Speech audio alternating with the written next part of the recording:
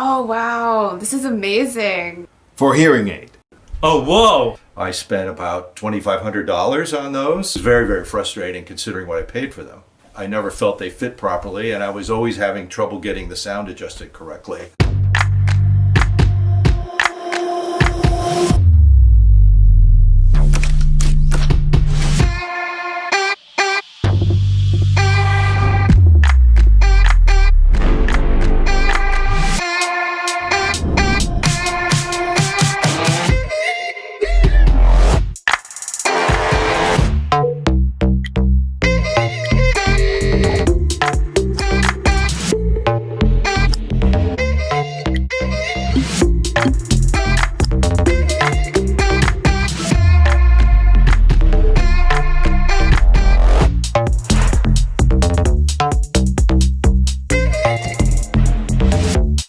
Let's say if I go to a cafe, if I go to a restaurant, or even if I'm just, walking in the streets and communicating with another person, that's the time that I actually use it. Boom, boom, boom, yeah. Boom, boom, boom, yeah.